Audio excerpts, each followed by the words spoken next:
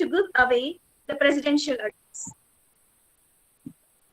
Yeah, thank you so much for the introduction. Good morning, one and all. I'm so happy to be here,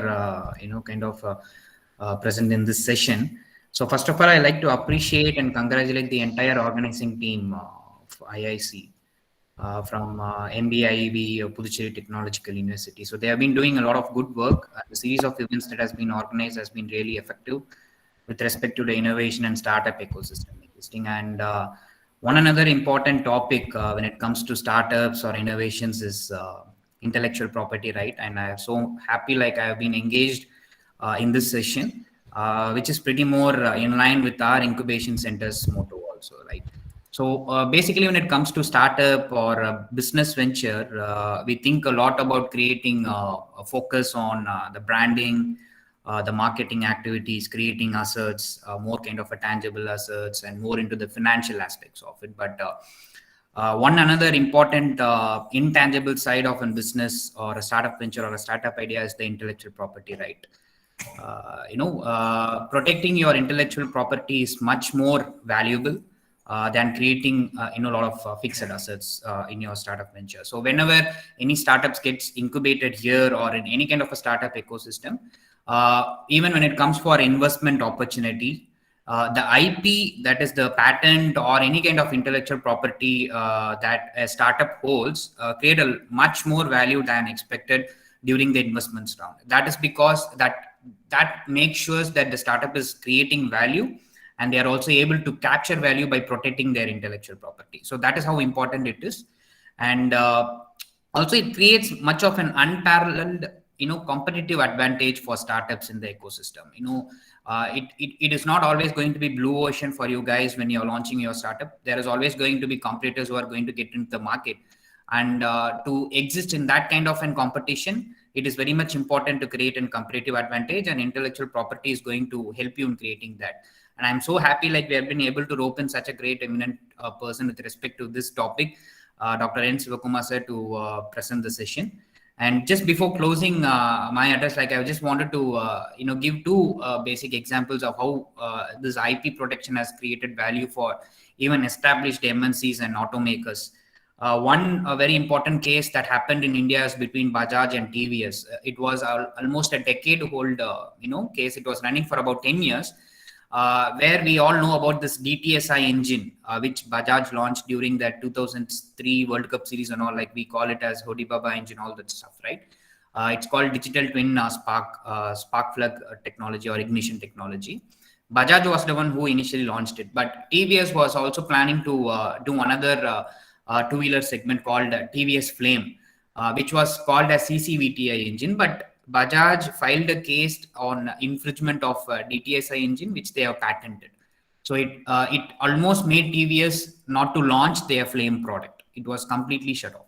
So that is one. And one another big example is what we call it as Apple Samsung saga, right? So Samsung almost infringed two patents. Like one is the design patent and the utility patent of Apple. And they were fined about $500+ million for their design patent infringement and about another $5 million for their utility patent infringement. So this is how even well-placed MNCs take advantage of IPR. So this topic is really going to be more interesting and more in line with what you guys are going to do in the next 2 or 3 years once you're going to start your innovative idea or your startup venture. So with these few words, I will again like to thank the entire organizing team and also welcome Dr.N. SIVAKOUMAR sir for this session. Thank you so much for giving this opportunity. Over to you, team. Thank you, sir, for your presidential address. Now, I call upon Shudhilayar, Department of MBA IEV, to give away the guest info. Thank you, Pavitra. Good morning, everyone. It's a moment of great extreme pleasure to welcome our resource person, Dr. N. SIVAKOUMAR, Assistant Professor in Department of Foreign Trade in Indira Gandhi College of Arts and Science. He completed his BCom in Pondicherry University and holds MBA in Management from Pondicherry University and completed his Master of Philosophy, Master of International Management in International Business and Master of Intellectual Property Law from Pondicherry University. With over 17 plus years of teaching experience, he is currently leading assistant professor in the Department of Foreign Trade in Indira Gandhi College of Arts and Science. He has published 20 research papers and has industry experience as an executive in Forex Sterling Holding Financial Services Limited, Chennai. Now, I would like to hand over the session to Dr. N. Shivakumar to deliver his inspirational thoughts.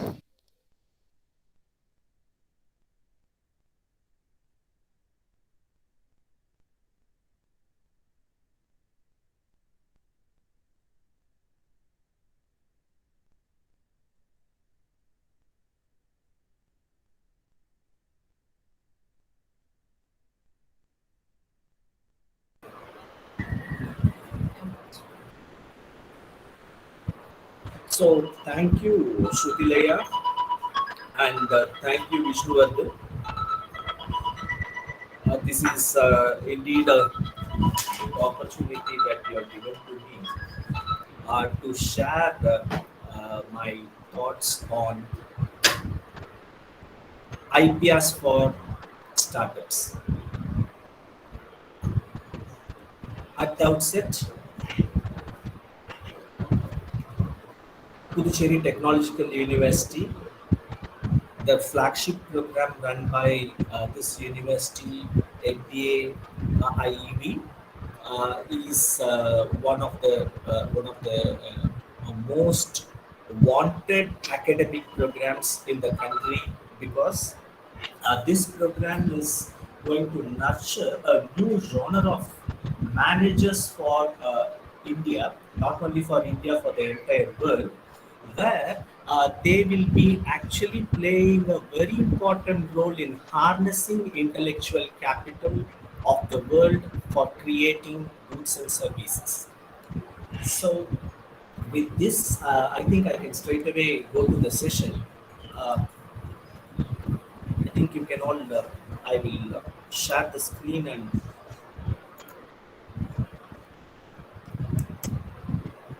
just give me a.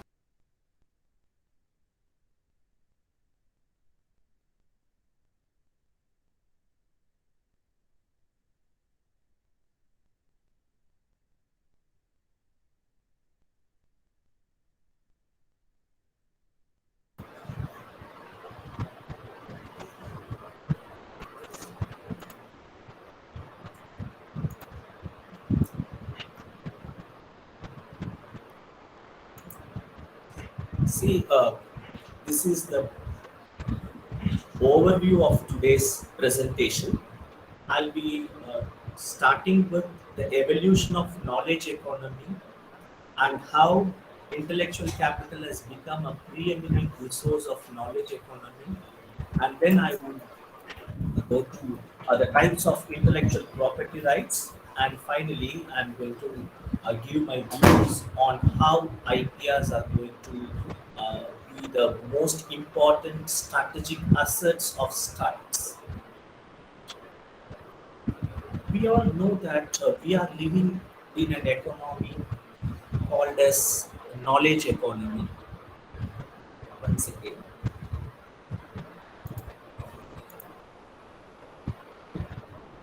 do you actually see the presentation? Is there a problem? Can you see all the slides? Hello?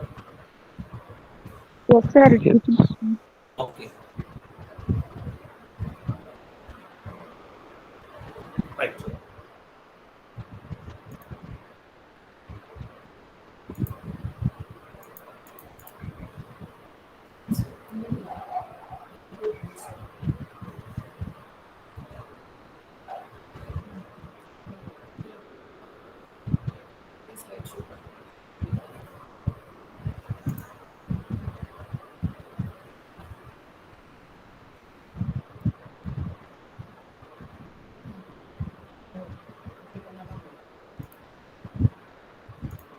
Okay, there was some issue with my system where I think only now we can see the slides moving.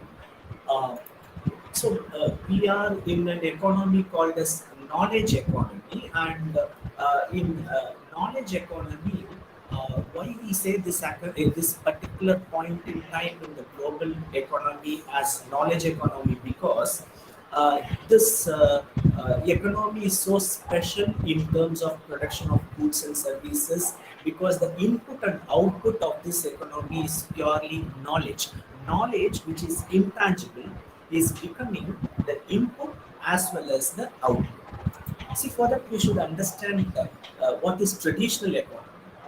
We know, like, the traditional economy started with the pastoral economy or agricultural economy, where land was considered as one of the important, not one, the most important factor of production. So those with the large land holdings were considered to be the wealthiest people of the world. Then came the industrial economy, where the natural resources, labor, and finance capital became the factors of production. We know land, labor, capital, and organization as factors of production. And in industrial economy, it was labor and finance capital which was dominating the factors. And then in this industrial economy, only knowledge was considered only as a guiding factor. The physical resources were used as input and output. For example, iron ore will be the input and cast iron will be the output. This is the nature of industrial economy. We therefore call this economy as brick and mortar economy also. Coming to the transition of this traditional economy, how we transited from traditional economy to the knowledge economy, what were the factors that were helping this transition? The rapid expansion of science and technology helped the world to establish formal process for invention. For example, you have so many universities, so many higher education, higher learning centers, which are formal organizations which are catering to invention. You have research labs, and these research labs were the major fuels for today's knowledge economy. And invention and innovative goods and services have become the order of the day in the corporate world. So invention has become a mantra of every organization to keep afloat in the competitive environment. And this particular economy is transited from industrial nature to knowledge economy primarily because of free trade. Free trade, what we mean as globalization. Most of us will know that before 1995, rather I would say before 1990, 87, IPR was it was confined only to the legal realm. That is, only some practitioners in law were talking about IPR before 1987. It was in the year 1987 that GATT, General Agreement on Tariff and Trade, which is the forerunner to WTO, World Trade Organization, whose primary objective is to promote free trade in the world. It brought IPR into its trade negotiation under the TRIPS, trade-related intellectual property rights. Only from then onwards, IPR has become the focal point of the global business. See, most of the developed countries were afraid to sell their product in the developing market primarily because they were afraid that their intellectual capital will be stolen by the people here. We know that we have a lot of copycat mobile phones. See, there was a good example of BlackBerry, which was introduced in the it was introduced in the North American market, and then BlackBerry became a sort of it was a craze to have a BlackBerry those days. But to buy a BlackBerry those days, it was 28,000. The same BlackBerry was sold in this part of the world, in China and India, for 2,000 and 4,000 under the name Black Cherry. So to that extent, we were copying. Less developed world was copying, and therefore the need for IPR was realized, and the Western Sir, world excuse was me, sir. insisting. Yes. Sir, screen Hello. back இது பண்ணுங்க sir. Full screen பண்ணுங்க sir.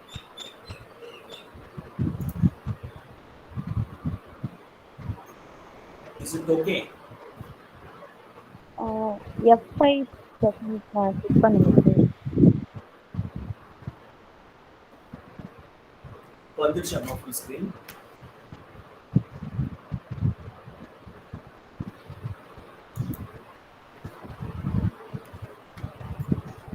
One second.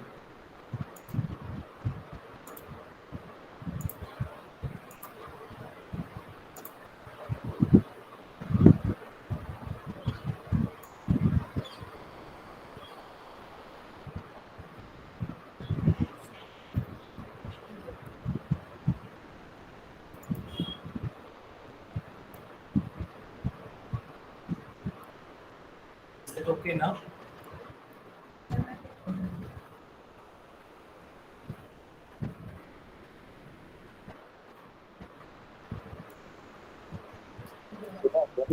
Sir, screen is not visible, sir. One second.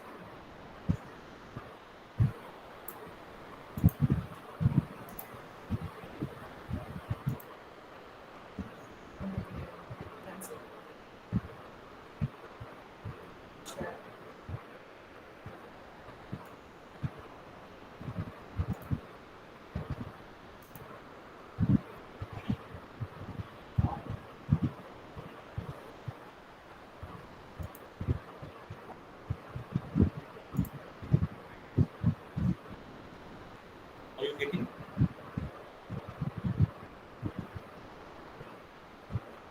Hello, are you getting?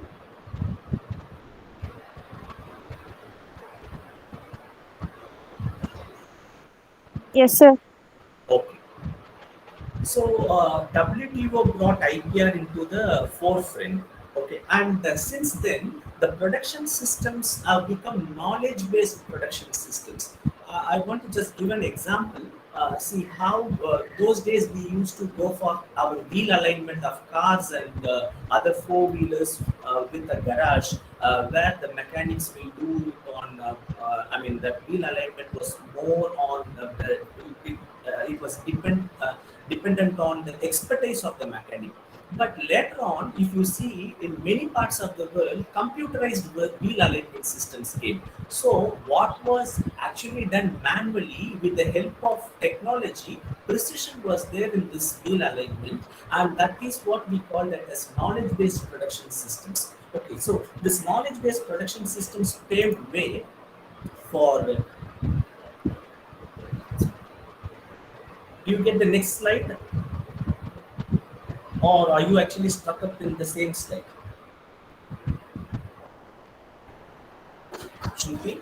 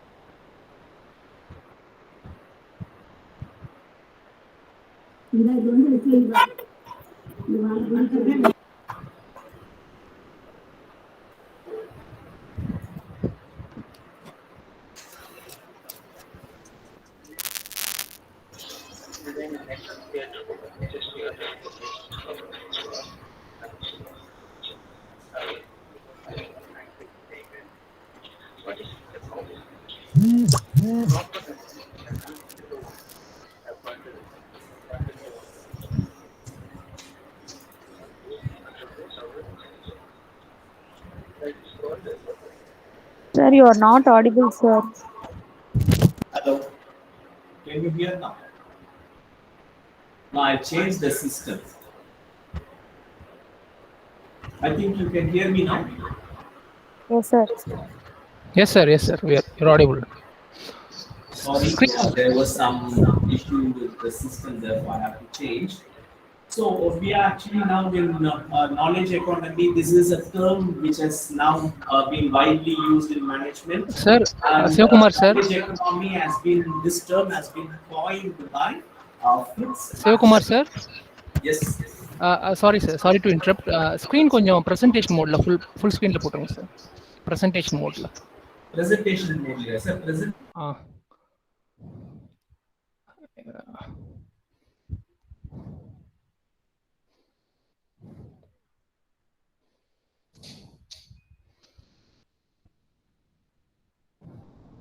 ஐயா sir கொஞ்சம் சொல்லுங்கம்மா. Okay, sir. Okay.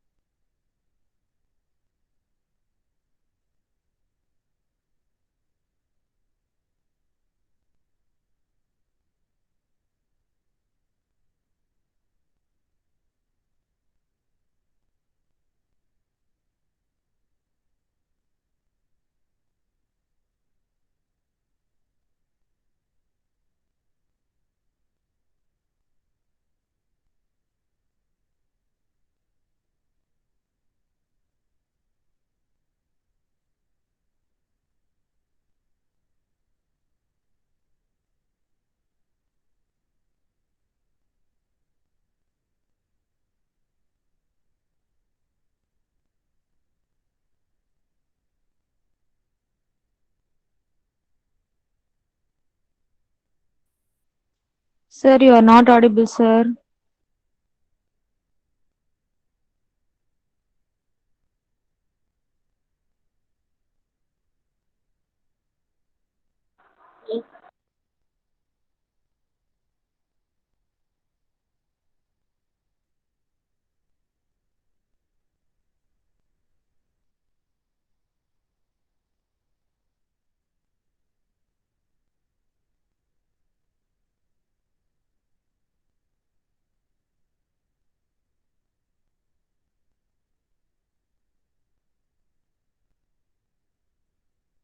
Sir, not audible, sir.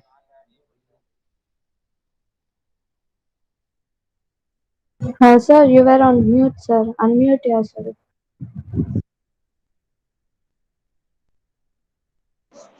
என்ன audio காணாமா?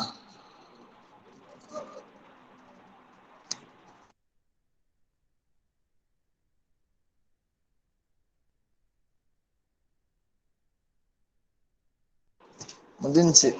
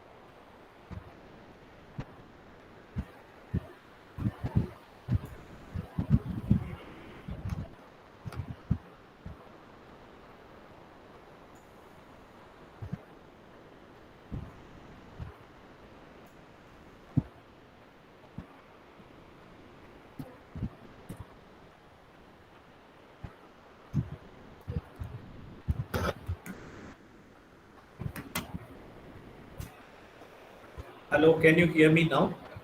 Yes, sir. Okay, I'm so sorry. There is some technical issues here. Uh, can you see the slides also on the screen? Yes, sir. It's amazing. Okay, right. So coming to this, I mean, I was talking about knowledge economy, the evolution of knowledge economy, and knowledge economy is now used widely in the, I mean, global business because this knowledge economy is considered to be the fuel for innovation and growth. I mean, we were talking about the definitions, and in fact, the management guru Peter F. Drucker, who has popularized this term knowledge economy, where he says that it is an economy where innovation and invention occupies the central place. And this knowledge economy has given rise to new genre of industries called as knowledge-based industries. And in knowledge-based industries, the products are knowledge-based.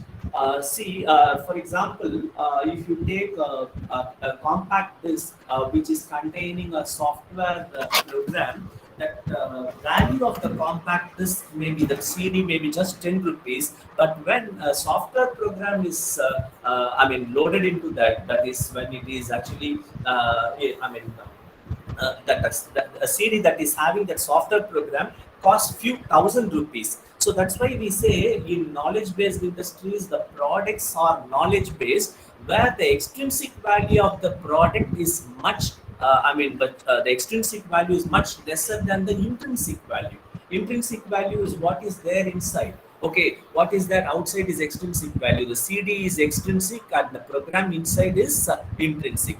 So we are having such products during the last 30 years, which showcases that knowledge-based industries are producing knowledge products.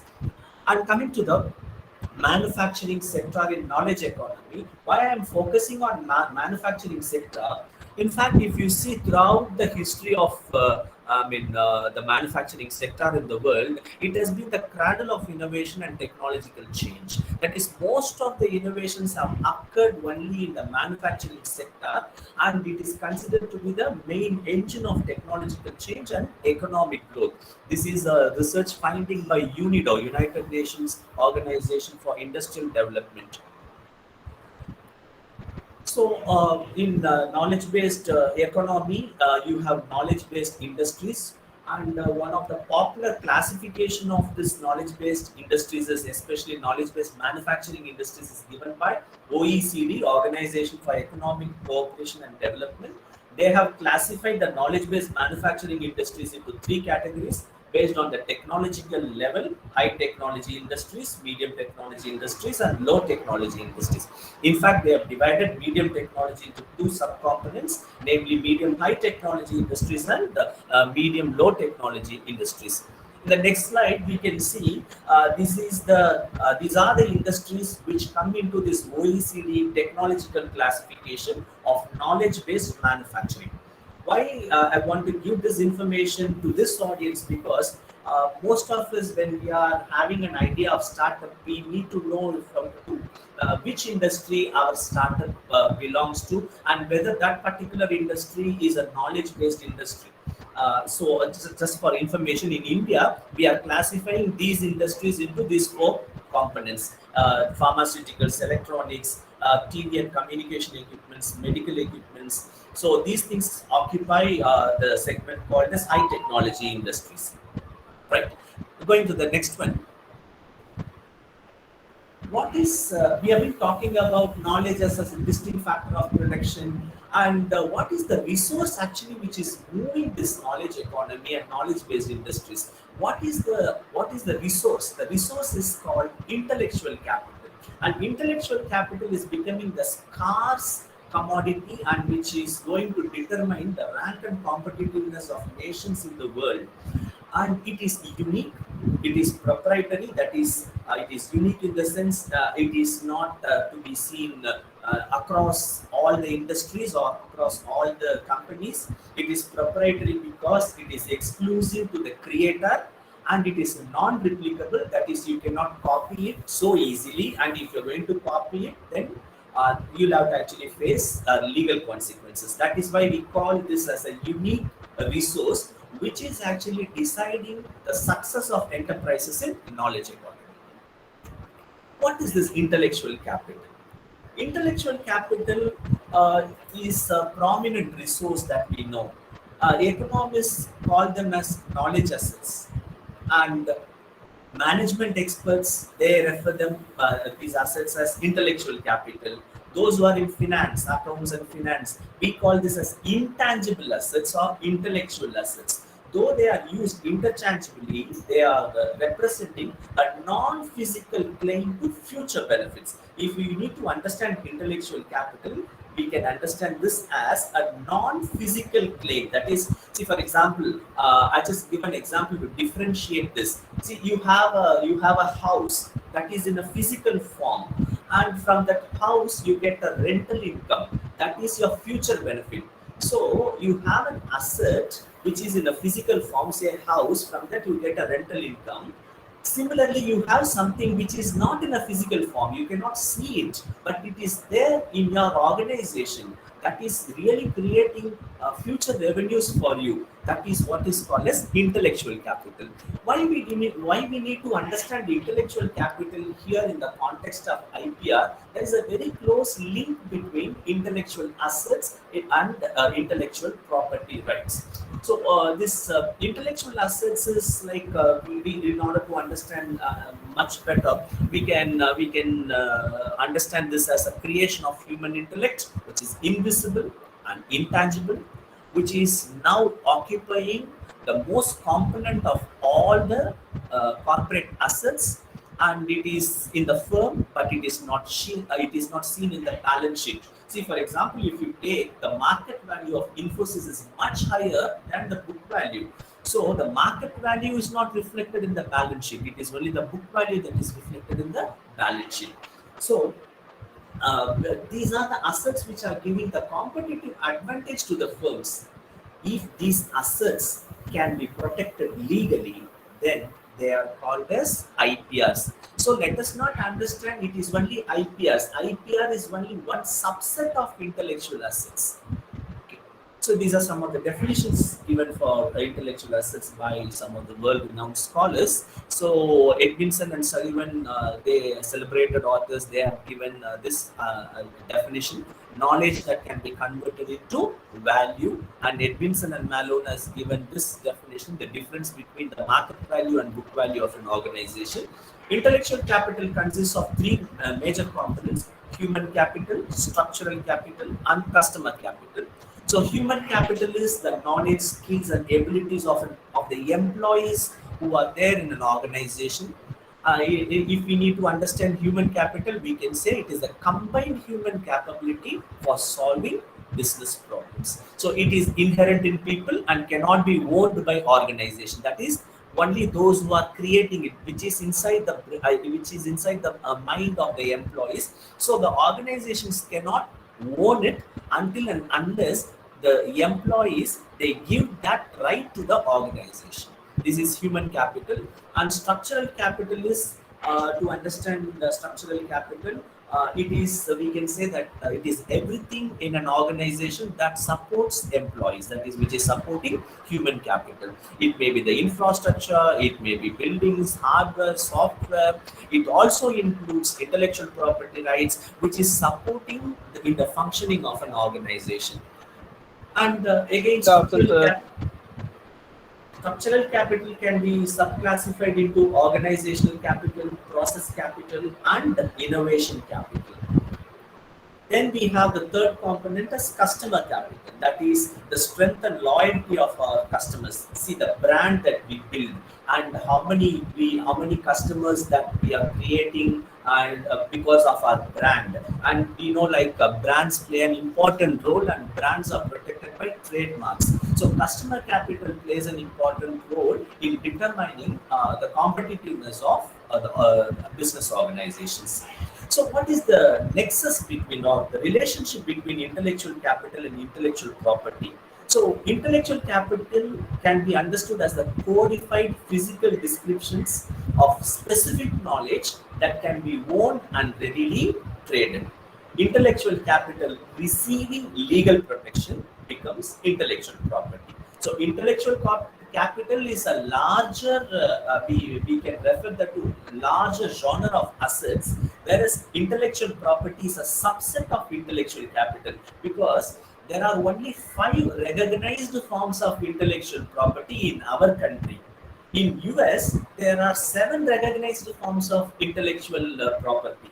So intellectual property is not just restricted to patents, copyrights, trademarks, designs.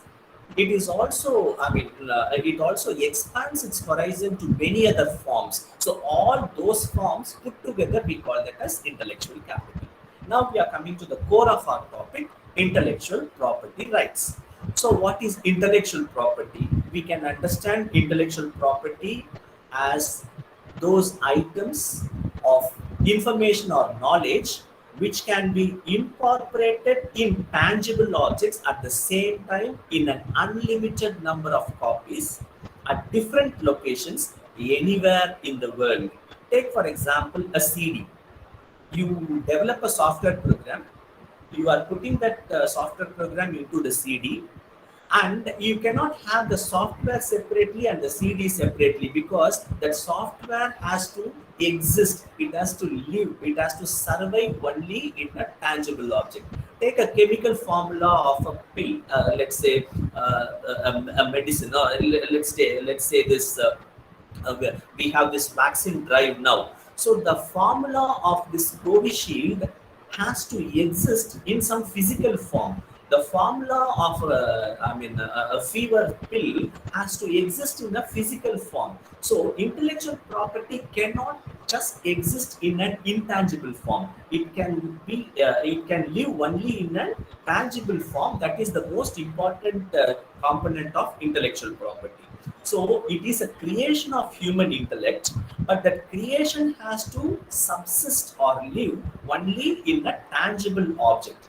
These tangible objects can be multiplied, it can be made into multiple copies just in no time.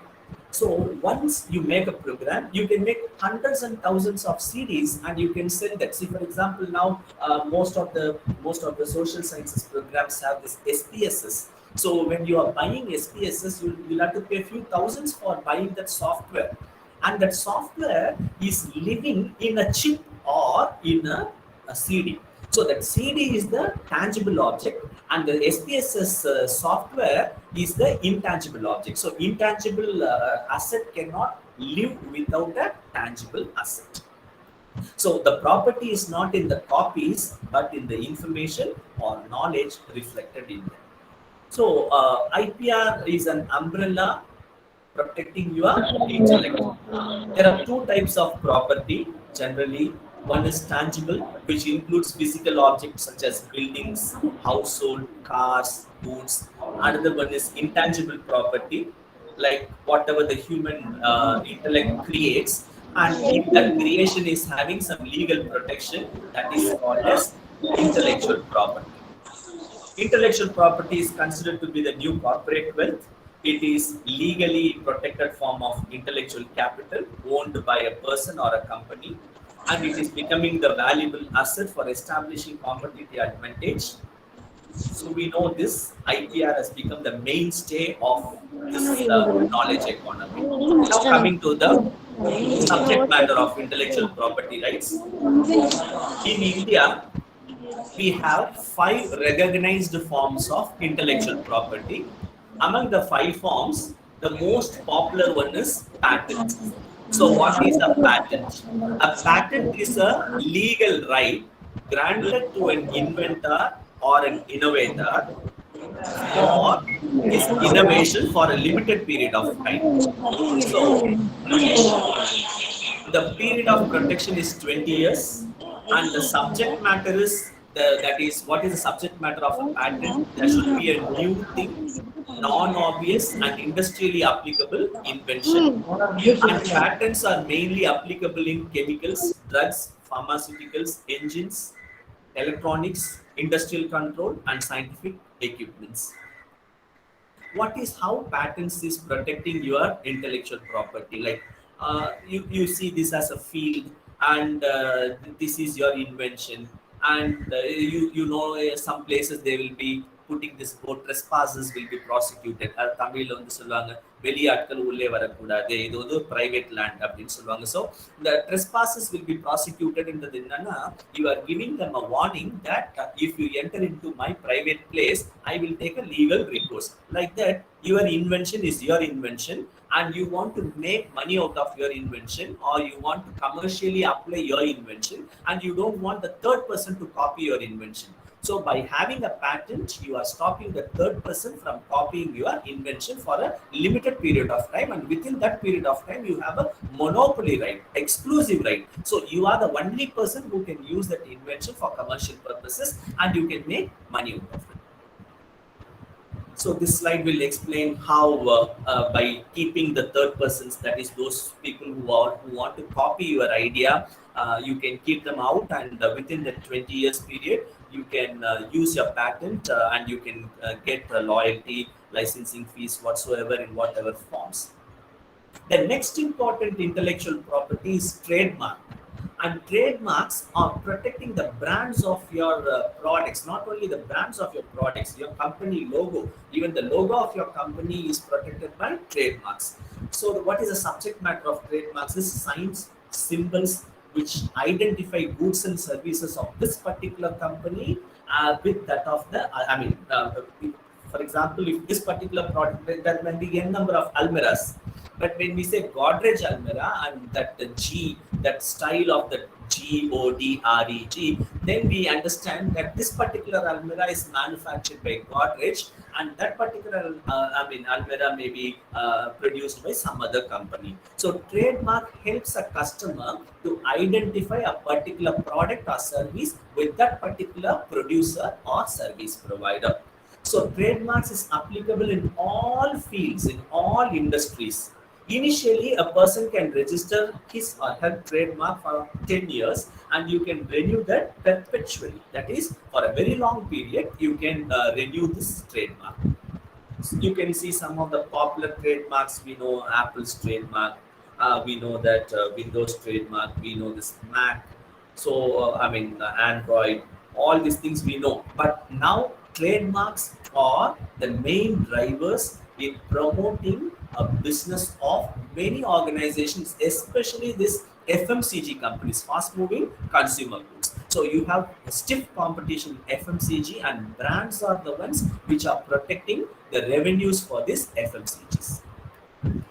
Then the third important form of intellectual property which has got industrial application is industrial designs. So the design of a car, the design of a two-wheeler, the design of the package or the packaging material that you are using, or not the material, the design of the package that you are using, everything is brought under industrial designs. So clothing, automobiles, electronics, everything is coming under this industrial designs, and designs play an important role. We buy a particular car for its design. We buy a particular, let's say, if you see the bottle of Coca-Cola, it has got a distinct shape that is protected under industrial designs. If you see some of the products, the shape of the products itself will convey that it is produced by this particular organization.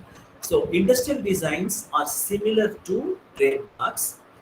They are also protected. This industrial designs gives protection to those creators of that design for 10 years, and you can renew it for another 15 years. So what happens after that period? It falls into the public domain.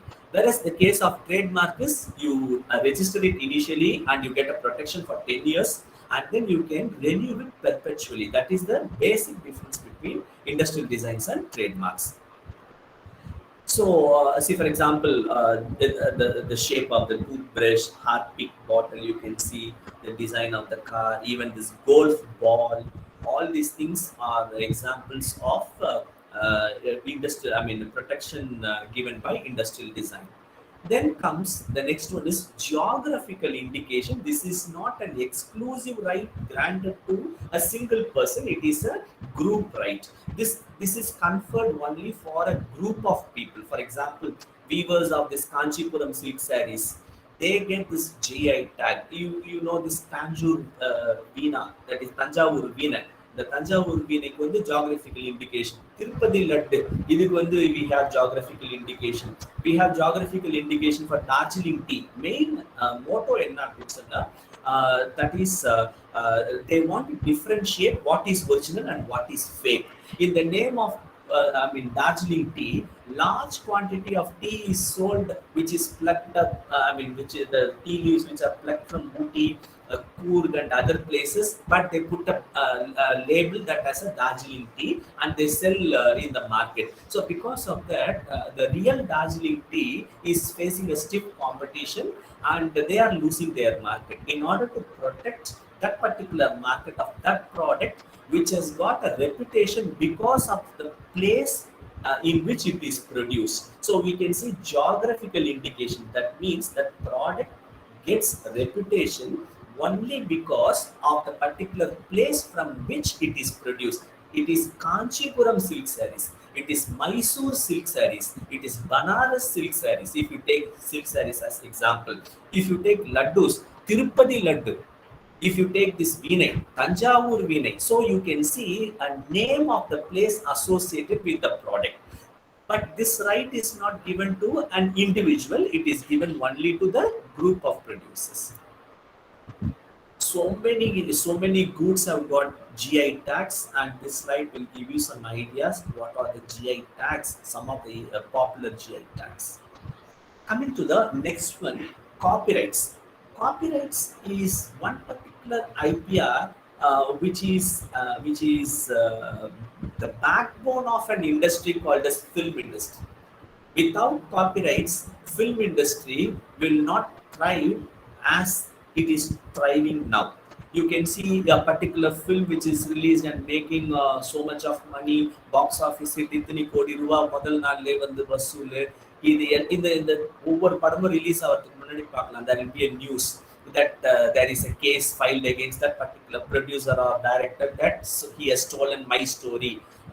So story, lyrics, music, everything is protected under copyrights. Printing, entertainment, especially entertainment industry, software, they are also protected under copyrights. For the period of protection of copyrights is for the lifetime of the author, and after the death of the author, it is extending to 60 years. Only in India, it is extending to 60 years. Rest of the world, it is only 50 years. So copyrights, mostly for our discussion, copyrights does not fit into our bill, but copyrights and geographical indication, but other three forms of IPRs fit into the discussion for the discussion that we are going to have for today. So copyrights, you can see like Harry Potter has been named as Harry Potter, and how they are actually selling the novels in a different name. It is like copyright infringement is very strict. So what are the other evolving forms of IPR is domain names, then you have undisclosed information, traditional knowledge. These are some of the evolving forms of IPR. Now we go to the our subject matter. IPRs need not be just patent, need not be just trademarks, need not be designs exclusively. IPR can also be in the form of a bundle of rights. Bundle of rights, for example, for pharmaceutical industry, it is not only patents that are valuable for them, it is also trademark which establish brands, and the copyrights which is giving them protection for the accompanying literature, and designs cover the shapes of the products. For example, the tablet powder shape, you can protect it under design. So one particular product is capable of protection under different forms of IPR. That's why we call IPR is a bundle of rights. So Coca-Cola is a different, it's not Coca-Cola, it's Coca-Cola. But this Coca-Cola has a different IPR. It is not coming only under this patent for actually it is not the patent, it is trade secret that is protected.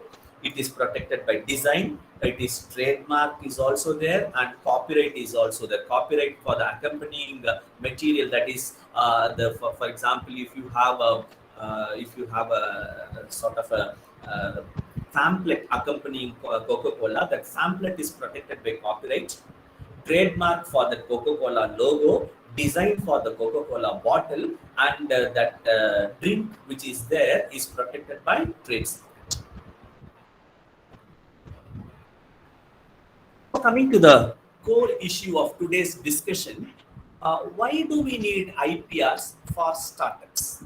See, this is the news that I was going through just a couple of days, and I was just doing a word clouding, and we can see startups, opportunities, funds, and for the last few months, there is a lot of news regarding startups, especially in India, and many startups have raised millions and millions of rupees, and not only in rupees, and many startups have also successfully they were able to mobilize $1 billion as funds from the venture capitalists. But on the other hand, we are also seeing many startups, they fail within the first 5 years. A study has been actually conducted by Bryant. It has been actually mentioned in Investopedia. You can also check. I've given the source. They say that most of the startups fail. That is 21% of the startups fail in first year, 30% of the startups fail in second year, and 50% in the fifth year. So that means almost 90% of the startups, they actually fail in a period of 5 years. So only 10% of the startups succeed. There may be many reasons. The reasons may be like business model failure. There may be a problem in finance, that is getting source of finance. Financial crunch may be one of the issue, and there may be an issue something related to their management, market situation, and IPR issues. These are some of the things are beyond the control. That is, market situation is completely beyond your control. But there are certain things which are under your control, and if you can focus on that, you can certainly be one startup which will not come into this 90% bracket. Why should a startup secure intellectual property? We need to understand that why why a startup has to protect its intellectual or secure its intellectual property. It will help a startup to stop other companies from unfairly profiting from your invention. See, for example, when you go for an IP protection, that IP protection, maybe you get a patent protection, or you get a trademark protection, or when you develop a software, you take a copyright. This protection can help your company to avoid litigation in many cases. See, for example, if you hold a patent and then you go for the production, or you hold a patent and then you go for your logo, you take patents, I'm sorry, you go for a trademark and go for your logo, and then you start your business, you are protected from infringement. Not infringement, you protect from offensive strategies of your competitors. This is one particular reason why a startup should secure intellectual property. Second important reason is presumption of ownership. When you successfully gain legal rights in copyright, patent, or any other type of IP, then you create a reputable presumption that the property belongs to you. That is, you are the owner. You get the proprietary right. So you say that this property is mine. In other words, if you need to say, when some other company infringes on your IP, you sue. That is, you take them to task, you take them to court, and the courts will presume that this IP belongs to you. See, others are trying to invade your intellectual property, and you go to court and you say, this is my property, and my property is now being attempted. I mean, the property is, there is an attempt to steal my property. So you enforce in court of law that it is, you are the owner of the property. The third reason is protection from infringement suits. If your startup doesn't go through, if your startup doesn't have an intellectual property right in any of the forms, then you don't know whether you are infringing on the IPR of others. See, before you go for a patent filing, you do a patent search. When you go for a patent search, only you will know whether your idea is novel and how it is different from whatever is existing.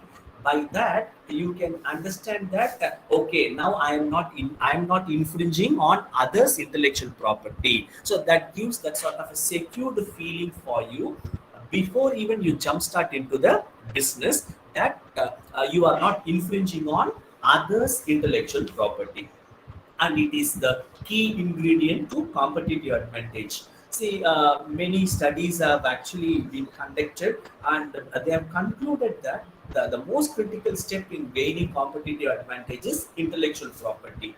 The strength of the intellectual property will give you the strength to determine your rank and place in the competitive market. See, for example, if you have a disruptive innovation, and that disruptive innovation you have patented, you can bargain even with the larger organizations, and you can say this is your royalty. If you even charge $1 billion, and because that's a disruptive innovation, they will certainly pay billions of dollars that you demand. So what is giving you that competitive advantage is your intellectual property, and it is a security, and it is also an appeal to the investors. That is, this can be that is the startup connects with the novel idea, and if you are not protecting, then your business is completely under risk. And the IP protection advertises the stability and security to investors. Your investors will be, they will feel that their money is secured with your company because your IP is protected. These are some of the reasons why you should go for intellectual property as a startup. As I told in the previous slide, if you can really focus on this IP management, I think that you will not certainly fall into this 90% failure. If you are not having an IP protection, what is going to happen? If you don't have an IP protection, then the first thing what would happen is someone else can patent your invention. That is, if you have not filed a patent, if you have not filed a trademark, if you have not gone for your copyright protection, you would have spent lots and lots of time, money, and other resources into an invention or developing an innovative product. But someone will easily copy that and say that they have created it, and you will be losing that business. Imagine that all the hard work that you have put into this novel invention is going to waste because someone is going to file a patent before you. Even that person can be one of your own teammates. Okay, so the moment you go for a patent, then you are actually protected. If it is a sort of it is a new invention.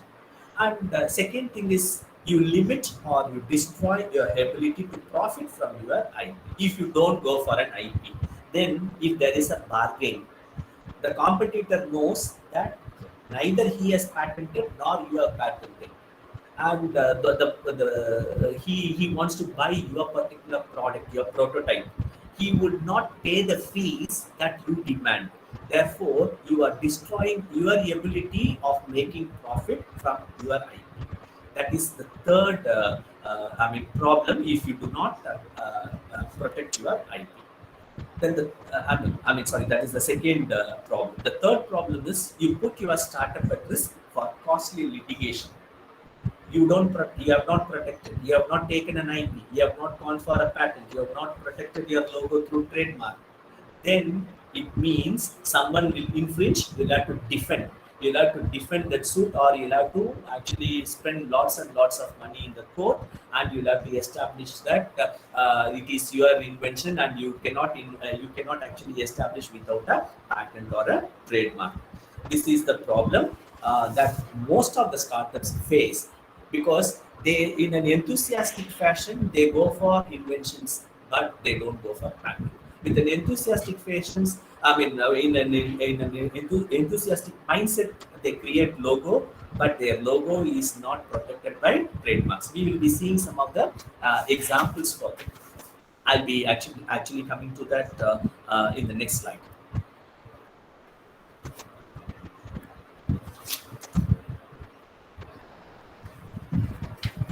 I would I would like to give some of the international examples how organizations have benefited by having IP protection.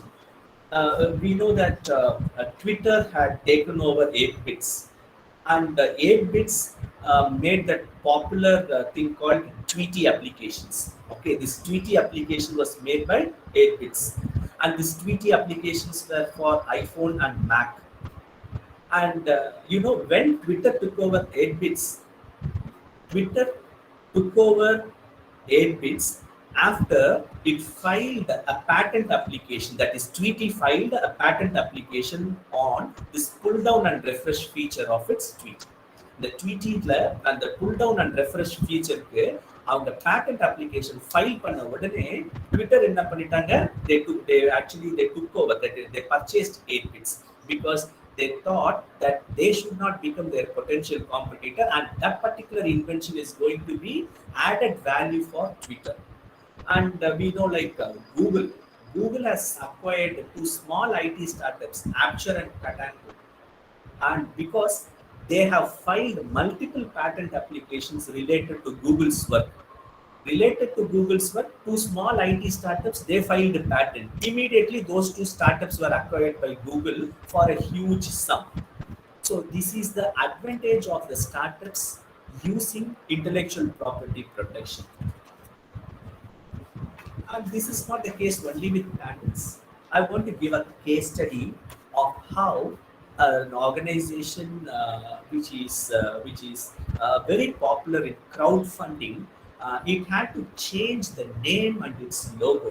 It is a Belgium based, it's a Belgium organization. It's called as Collect, Koaelect. Collect is a Belgian startup which offers largest donation and reward based crowdfunding software tool in Belgium. It was involved in building online fundraising platforms tailored to the needs and strategies of social profit organizations, and the communities can collect money in a trouble-free. They can do that in a trouble-free way. Before they changed their name as Collect, they were having their name as Elephant, and with the logo which is having Elephant as their logo. They started their company, they registered their company as Elephant, and they also created a logo with Elephant. But they had to face a trademark infringement suit from a German company called Elephants GmbH. This Elephants had already registered this as a name with the European Trademarks Office, and they also created this logo with Elephant. They actually filed a case against Collect Belgium, and they had to actually give up their name, and they have to give up their logo also. After being in business for 3 years, and after establishing themselves in this crowdfunding business, they had to change their name and logo, primarily because they did not take a trademark for their logo or for their company name. What would be see some of the even if we are taking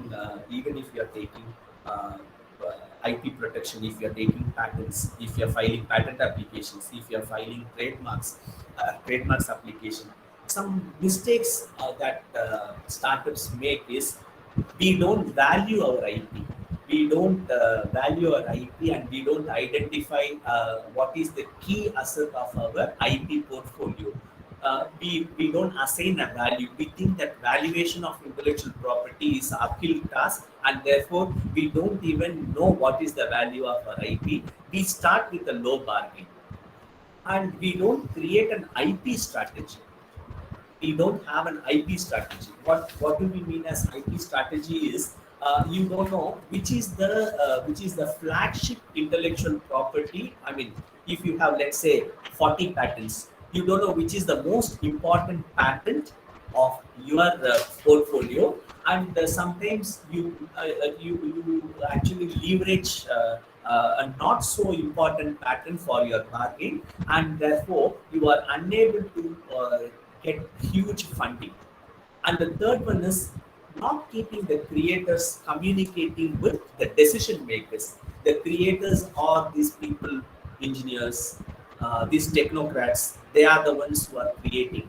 But the decision making is done by the management, could be primarily with the management background or with the legal team, and the legal team and the management team may not know the nitty-gritties of the innovation component of the invention or innovation that you have created. So communicating with the decision making team will help them in better bargaining when it comes to funding, and therefore you need to actually uh, have a team where both the creators and the decision makers, they are actually sitting together and devising a strategy.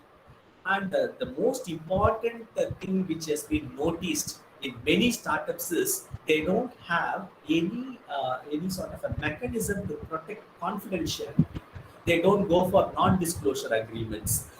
By that, they are losing their own intellectual property, even though they are having, they have filed patent applications, they have filed trademarks applications, but because of the team, where though they simply trust, they don't take anything in writing. And because they don't take anything in writing, there is breach of confidentiality. But that's not the case in many of the Western markets.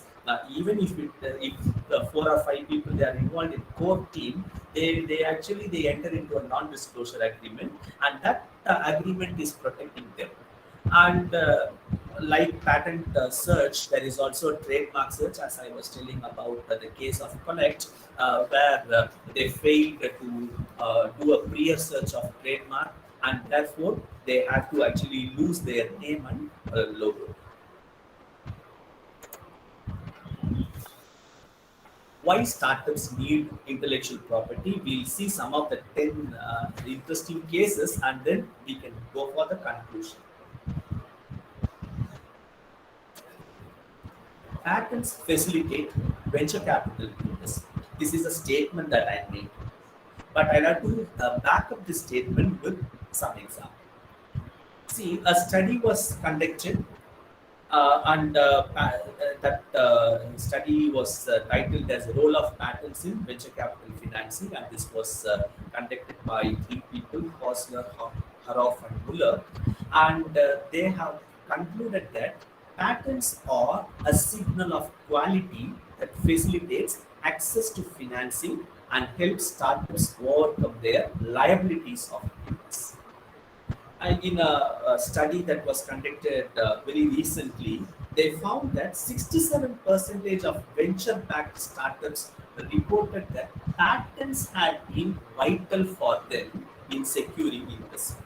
You have this venture capital financiers. No? This venture capital-backed startups reported that patents was their vital resource, vital asset that secured venture investment. Okay. So 40% of the startups held patents, and 80% of those receiving venture capital investments, they owned patents. This is the conclusion of the study. Second statement that I would like to make: why startups need intellectual property, especially patents. Patents can help a startup defend itself against attacks by incumbent rivals. I'll give this example. We have a company called Nest, which is intelligent home product startup. This Nest introduced its first product, a smart thermostat. it was hit by a patent infringement suit by an industry giant called Honeywell. Honeywell is a giant and Nest is a startup. That is, Honeywell is an established company and Nest is a startup. So when Nest introduced a smart thermostat, then Honeywell started intimidating, bullying Nest by a patent infringement suit. It used its patent arsenal to try to run an upstart competitors out of town by exhausting them and their limited resources, so that all their finances will be wiped out in patent suit. Net was prepared. It already began patenting its innovative products, and it also acquired the 60 third-party patents related to its product, so that it can stand up against the fight against the industry giant Honeywell. So patents will help you, that is as a startup, to defend from the attacks by the incumbent rivals. Incumbent means those who are already established in the industry. Third statement is patents can help a startup stop the theft of its innovation by larger rivals. Like you can stop the giants from attacking you. You can also stop them from stealing your intellectual property. Now Amazon is, raising its voice against patent litigation, but it is after obtaining its one-click patent in 1999 only, it actually went for a patent infringement suit.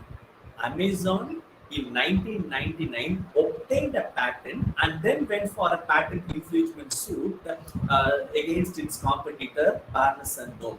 So, for a starter, if you have a patent, then you can secure. You can protect your intellectual property, which is having the potential of infringement by a industrial leader. The first statement which I would like to make is patents can ensure a startup's freedom to operate. Your freedom to operation of your business is ensured by patents. See, Google, today we have a Google, even our this particular webinar is enabled by Google only, and Google is now synchronous with search engine. Now people don't say we will search the internet, we say we will Google.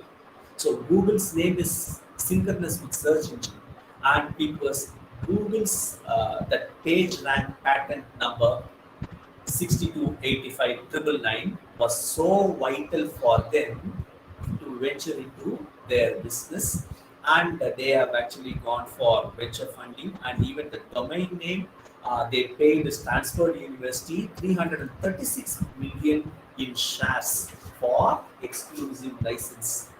So it is that particular patent which has given this leadership for Google. The fifth statement is patents can help a startup rapidly increase its market share.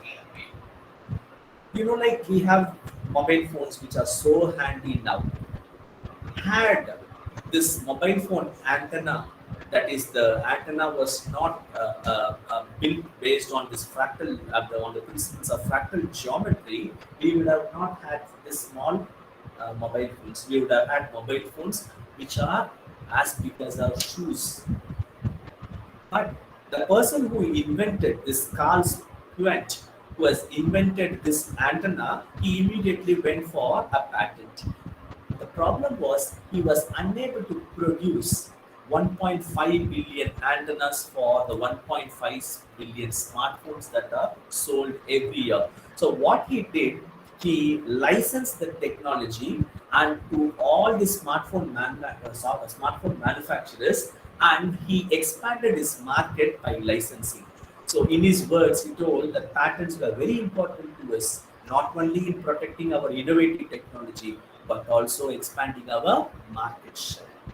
So the sixth statement which I would like to make, why startups need intellectual property, is it helps startups to form joint ventures and R&D partnerships.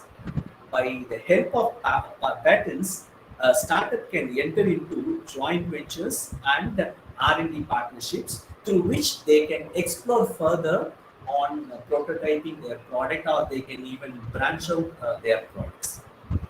The seventh statement would be patents can increase the chances that startup will be acquired. You have a good patent, then the chances of your startup being acquired by an established leader for a premium price is ensured. The eighth statement would be the most important one, because now most of these startups in India, they are going for IPO, initial public offering, and a study has been conducted, and the study says that those startups which are backed by patents, they have higher subscription in IPO than those startups which do not have any intellectual property protection. The ninth statement which I would like to make is startups with intellectual property achieve greater long-term success than startups without intellectual property.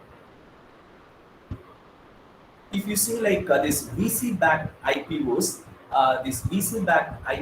with patents substantially outperform than other VC-backed IPOs. That is VC-backed, that is venture capital-backed IPOs, which are having patents.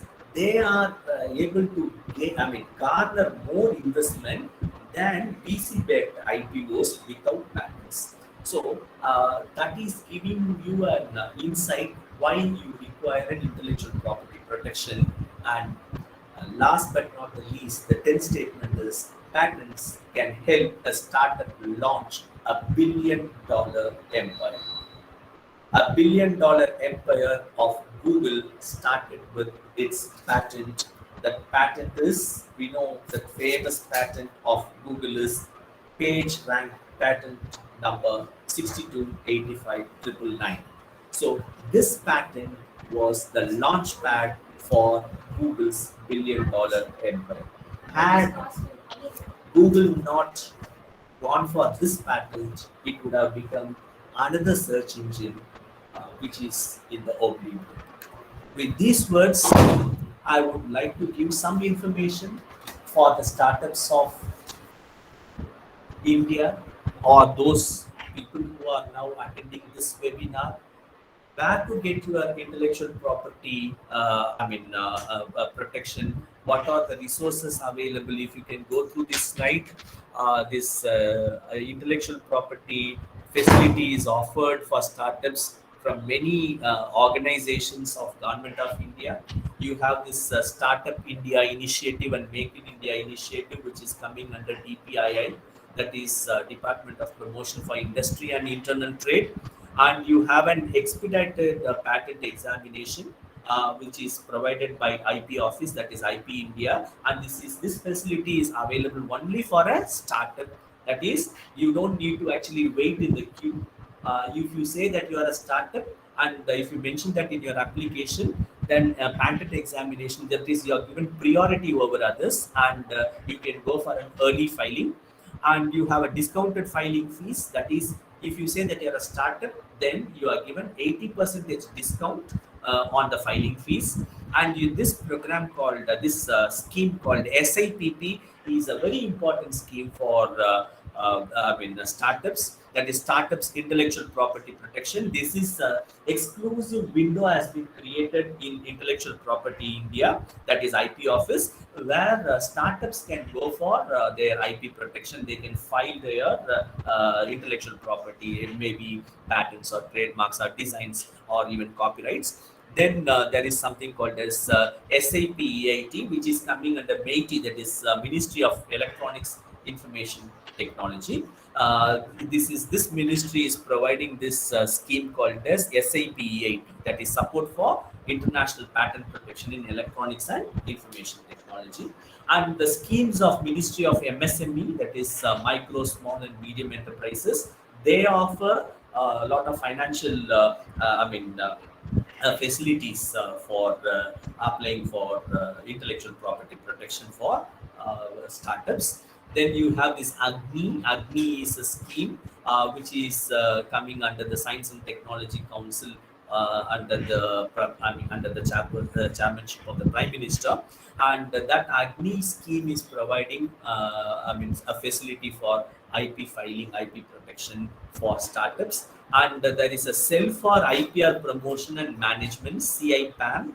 The CIPAM is also coming under the Government of India's Department of Promotion for Industry and Internal Trade. So these are some of the schemes that will help the startups in getting their intellectual property filed and protected.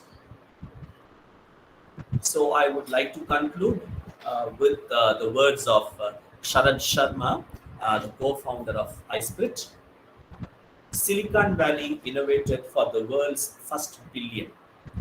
India will innovate for the next billion, next 6 billion rather.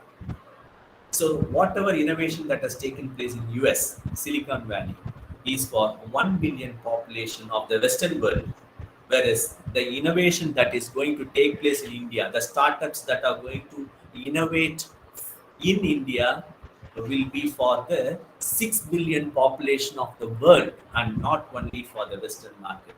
With this optimism, I conclude. Thank you.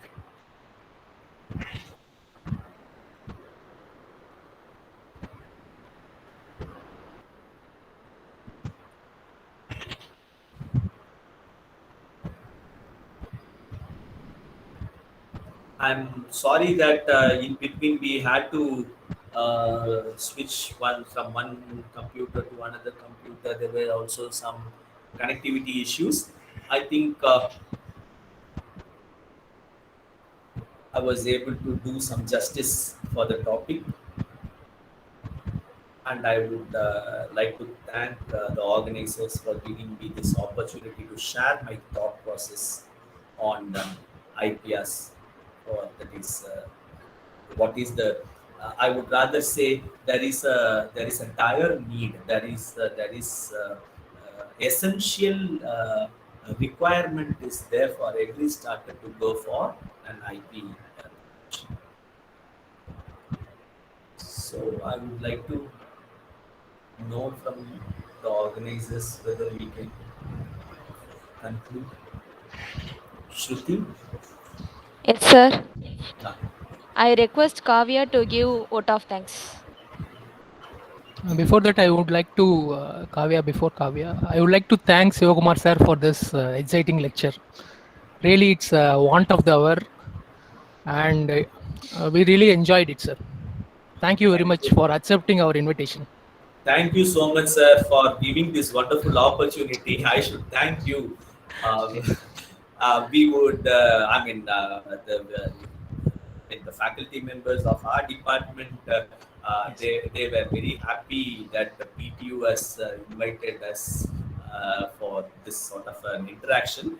And we would also like to be part of your ventures, wherein we can give our inputs on IP strategizing for your your incubation center is promoting a lot of startups. Yes, sir. We would also like to give our inputs on IP strategies for them. Thank you so much, sir. Great, sir. Great. Thank you very much, sir.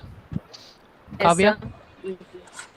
It's time to thank our resource person, Dr.N. SIVAKOUMAR, for such an informative and interesting session.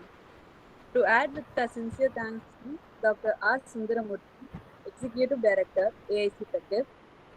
N. SIVAKOUMAR, Program Coordinator of IPR, and Dr. B. Hemakumar, Convener of IIC, Mr. Vishnuvardhan, Chief Executive Officer, AIC, for supporting us to conduct this event successfully.